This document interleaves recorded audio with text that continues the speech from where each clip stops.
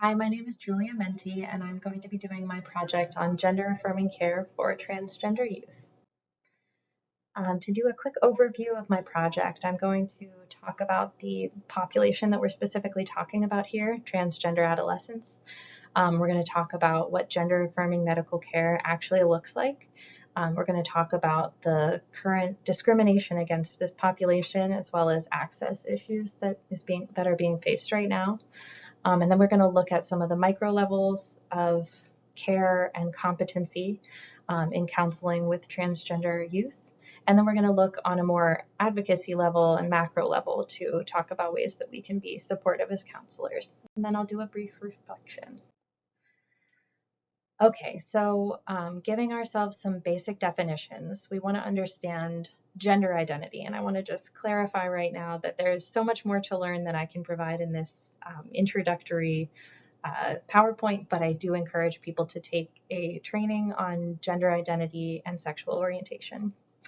But that being said, as my disclaimer, I want to say that gender identity is one's innermost concept of self as male, female, a blend of both or neither, and how individuals perceive themselves and what they call themselves. One's gender identity can be the same or different from their sex assigned at birth.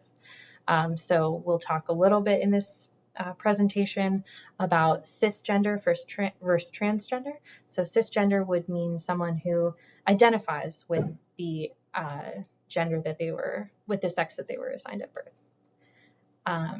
So beyond that, transgender is an umbrella term for people whose gender identity and/or expression is different from cultural expectations based on the sex that they were assigned at birth. Being transgender does not imply any specific sexual orientation. Therefore, transgender people may identify as straight, gay, lesbian, bisexual, etc. That's important to remember. I'll just skip down to the definition of heterosexism.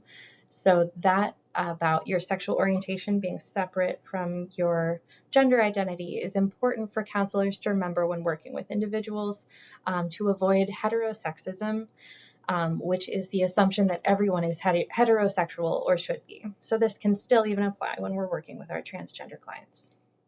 But also to cover the last definition here, transphobia, this describes the irrational fear and hatred of all those individuals who transgress, violate, or blur the dominant gender categories in a given society, which may be experienced by transgender individuals in different ways, from microaggressions to violence. So talking a little bit about the identity of transgender adolescents and what we know, just a basic statistic here is that there are around roughly 700,000 transgender youth in the United States. So while that might be a sort of small population, data has also shown us that our transgender youth clients are more likely to show signs of depression, suicidality, and anxiety. So this chart here shows you in yellow cisgender peers to transgender peers, and you can see the increased ranking for having depression and suicidality. So this is also true, unfortunately, for victimization. So we might want to be prepared to expect that if we have transgender youth clients, they may have experienced victimization. I want to also kind of just talk about briefly the concept of intersectionality as it relates to our transgender clients.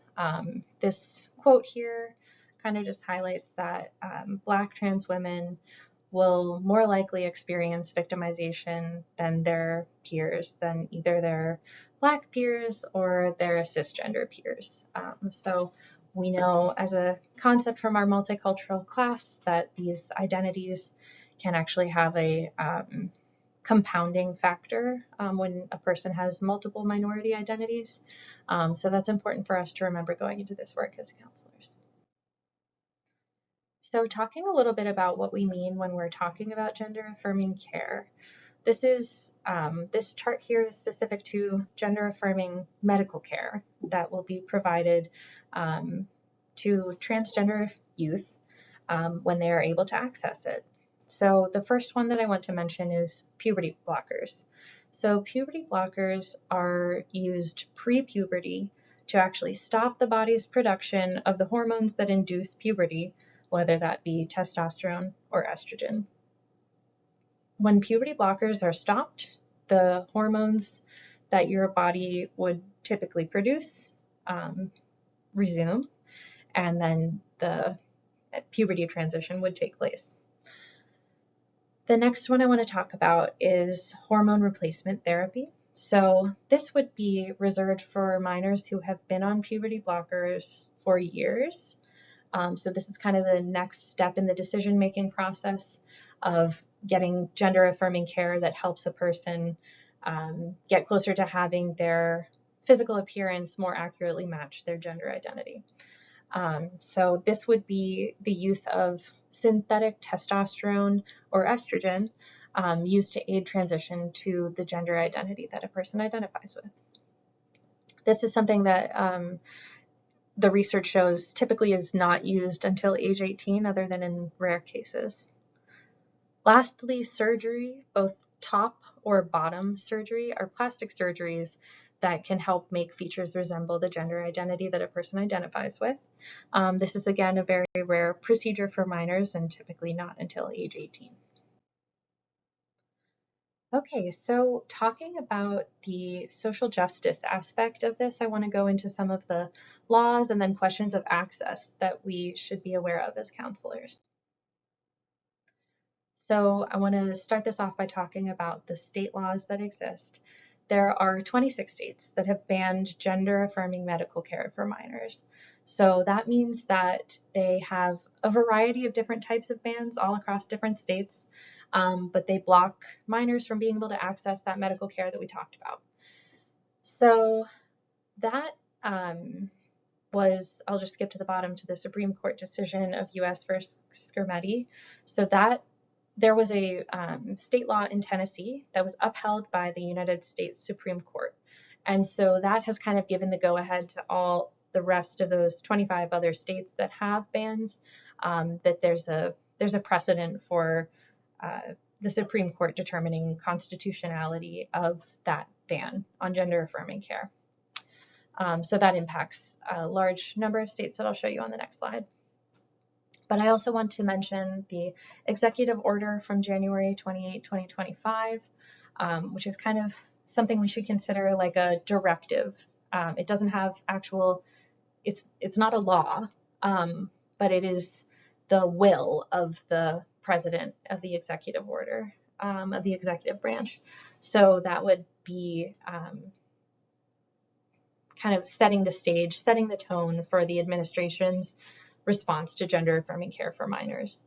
To follow that up, there was a memorandum from the Attorney General that kind of talks about and lays out ways in which that executive order is being brought into law. So while it hasn't been a law that has passed through Congress, this is still something that is being pursued by the government at this time. So back to that question of state bans, I want to point out the states that are in red here have a partial or full ban on gender-affirming care for minors, and then the states that are in gray have no ban. So Pennsylvania, where I am and where I plan to get licensed as a counselor, is gray, so we have no ban. But I want to talk a little bit more about what that actually looks like here. So in Pennsylvania, while we have no ban, there is very limited access to gender-affirming care, and that relates to that executive order and that Attorney General memorandum. They have threatened institutions to take away funding if they provide gender-affirming care to minors, and the major organizations that were providing gender-affirming care that were covered by insurance companies are no longer providing that care as a preemptive way to cooperate with those directives. So even though we have no state ban, it is nearly inaccessible to get gender-affirming care for minors here where I am in Pittsburgh, Pennsylvania. As I have on my bullet points here, ACLU says legality does not equate to access. So I think that's something to remember in advocacy and social justice issues. And one article that I found pointed out the way that a common experience of transgender minors who are seeking access to gender affirming care is frustration and disappointment. So those are just important kind of aspects to know about the potential presentation that we'll see with our clients when we go into working with transgender minors. Lastly, I want to point out that this is a moving, changing situation. The Women's Law Project is pursuing legal action against UPMC for discrimination. So when we talk about how to actually work with transgender minors, I want to go over some of the American Counseling Association competencies and talk about different care options. So the ACA counseling competencies that were published in 2009 for working with transgender clients, it's a 17-page document, and it has really incredible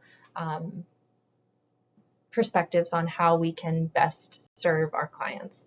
I've highlighted just a few, but it's still too many to go over right now, but I'll just highlight a couple that I want to mention.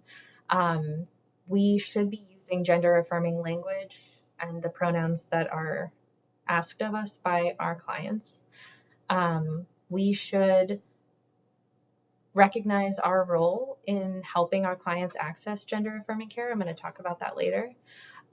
We should recognize the potential for fully functioning life as a transgender individual, and also use a strength-based approach while doing that. We should use a non-judgmental, supportive stance. We should be aware of the history of discrimination in the DSM, and we need to refrain from attempts to dissuade clients from their gender identity. So these are just a few parts that are, really important for people to know about the competencies, but I recommend reading them. I do want to point out a couple of limitations. So they were published in 2009, and the most recent DSM, the DSM-5, came out in, I believe, 2013. And so they do not reflect the current DSM, and I think that would be really useful for them to be updated. Also, a lot has changed since 2009, and I think that could use some revision. And I think just in general, a limitation to remember when considering the competencies is to remember that they are general and you need to work specifically with the individual in front of you. So I want to review just a little bit of relevant literature that I came across. The question of the impact of gender affirming care on fertility is a still developing question, and it's something that medical providers will need to work with their patients on at every step of the way, because there are decisions to be made.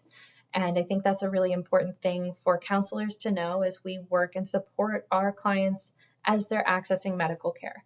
We do not replace the medical provider, but we are very important in helping our client make those kinds of decisions, think them out, and process that. So this is just an analysis that interviewed transgender youth who were going to the Seattle Children's Gender Clinic, and the recommendations that they give based on their information in this study is that clients want to be listened to by their providers. Helping our clients communicate is something that counselors can do.